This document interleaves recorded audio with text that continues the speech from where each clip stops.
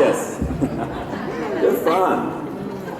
Well, it's kind of neat being here in Mexico, considering tomorrow. I find it very interesting that I got invited to speak to this group tomorrow here in Mexico City. You've seen the billboards, right?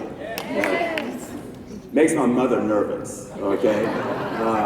But it's really an honor to have a chance to come down here and talk to all these educators and business people about positive psychology and well-being. And I've been in a lot of interviews, just a couple here just now and earlier today, and they're all asked the same question, pretty much, what are you talking about, okay? And what's the point you're trying to get across? And quite honestly, it's really the same thing. I'm not here. Okay. It's the same thing that we as a company at LigeraV has always been trying to convey to you about your business. And that is, you've probably heard me say this before, but it's not the hows, it's how you do the hows. And I'm going to share with you a story, because it's probably, from my perspective, the best way I can convey to you why I feel that it's so important. Because where I'm at in my life is really just an extension of a bunch of decisions I've made in my life. I mean, every one of you, you're sitting right where you deserve to sit, right where you belong, okay? You're sitting right where you are because of decisions you made, let's say, over the last 5 years. Good, bad, or indifferent. But they add up to who you are right now. The neat thing about that, though, is if you don't like where you're at, you can change the decisions you're making going forward, okay? So you don't have to be a victim of your past, you can just be a product of your past. But I think every one of us has a journey. You're on a journey, I'm on a journey, and that journey kind of defines us, and it kind of creates who we are. And I want to share with you a little bit of my journey that I haven't done very often on the LigeraV side, because I think in doing so, it's going to get you to understand why I feel so strongly that one of the greatest assets LigeraV has is that we are a company that's so much bigger than a product and a comp plan. We're a company that's about purpose and meaning. We're a company that's about integrity. We're about principles and values. But we're really about people. We just believe that the company doesn't build people, people build the company. And we're a blessed company, quite honestly. I mean, here we are, just 4 years old, and have broken every record. And 150-year-old industry in the United States. I'm not sure what it is down here, but it's been here a while. And nobody's ever done what we did in our first year, second year, third year. And we just raced to the top 40, what they call the DSN rankings, the top 100 companies. And when you look at those companies, on average, they're 34 years old, and we did in 3 years.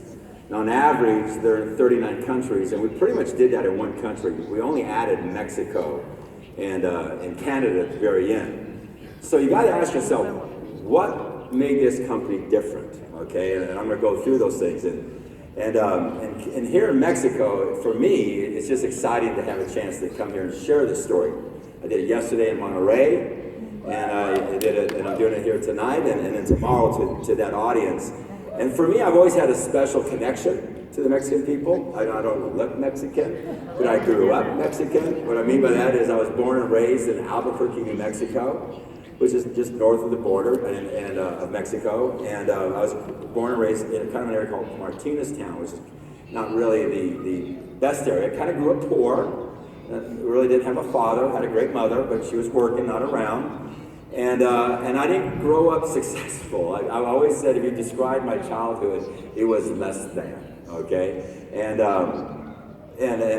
But what I mean by that is, for example, like school, I was a C student. I wasn't a great student.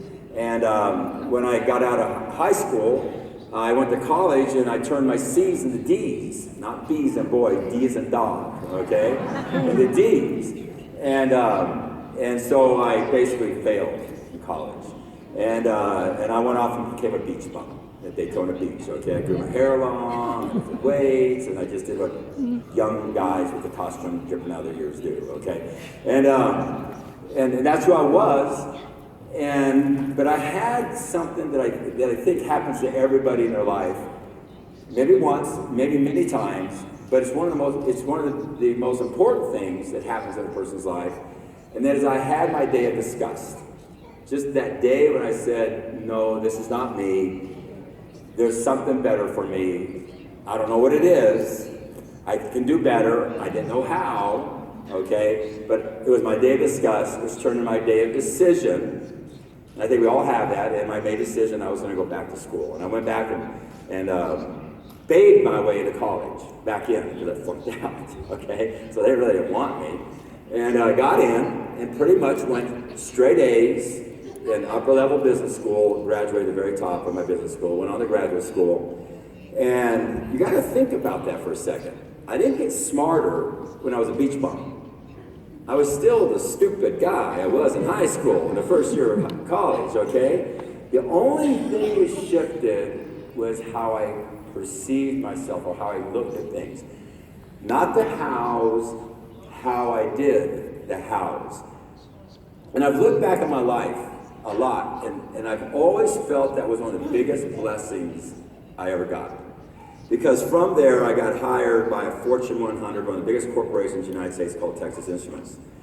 And I went in there, and to be there, you had to have gone to graduate school, you had to be one of the best, you had to gone to a good university, and you had to make good grades. I mean, you really had to be the top of the top in graduate school, in business school, to get hired by Texas Instruments.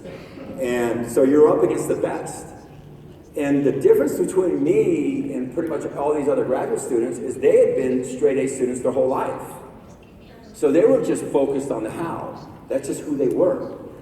I had come from whole other place, and I knew that my success wasn't based on me being smarter, because I wasn't smarter than I was before. You don't change sitting on a beach. That my philosophy had changed. And I never forgot that. And I carried it with me into Texas Instruments. And so now here I am with all these other people, okay, and they're graduate students and stuff. And I literally blew by everybody and had huge success in the Fortune 100 industry. Up against a lot of people that, quite honestly, have done way better than me for all their years, or 12 years of school. And it sunk into me that I had a secret, which is I was more philosophical, more attitude-driven than I was just hows. And they were focused on the hows, and I was, I had to do the hows, I had to know how to do the things, but I started focusing on philosophy and attitude. And then that's when it just all opened for me. And I walked into the world of personal development. That's when I, started reading the books, started listening to tapes, started going to the seminars, and started forming a philosophy. See, philosophy is everything you know, how you hold it, and how it affects what you do. When you have a good philosophy, it turns into a good attitude. When you have a good attitude, all of a sudden the hows work. That's why you can take two people equally as good in the hows, one that works for and the other one that doesn't. The difference is one person has the right philosophies and attitude as they approach the hows, the other person doesn't have the right philosophy and attitudes. And so when you do the hows right, not saying better, I said right. It's not better, I said how you do the hows. Your energy of doing them. All of a sudden they work and you get the results you want, and then you get the lifestyle you want. So if you're not getting the lifestyle or the results you want, you just step back and look at your actions. You're not getting if the actions aren't working, you need to step back and look at your attitude about those actions. And if those aren't right, you need to step back and look at your philosophy. Your philosophy is driven by life experiences. One of my biggest ones, which I just described to you, okay? It's driven, a huge one, by associations. You are the combined average of the 5 people you associate with the most. I had to leave the beach bums behind, okay? That wasn't going to be a good group of people to take along with me. When I moved to, when I went back to school, the laws of association. You cannot have a positive attitude and positive philosophies around a bunch of people who have a negative attitude and philosophies. You have to weed your garden. There's some people I used to spend, 2 hours with or 2 days with. I need to take it to 2 hours. Some people I spend 2 hours with. I need to take it down to 2 minutes. People I used to spend 2 minutes with, I need to get rid of, okay? And the reverse, too. There's people I spend a little bit of time with, I need to spend more time with. And so the combination of life experiences and associations and the books you read and the tapes I was listening to started forming philosophy. And that's the path that started me down the road. And it worked there at Texas Instruments. I went on and formed Sun Air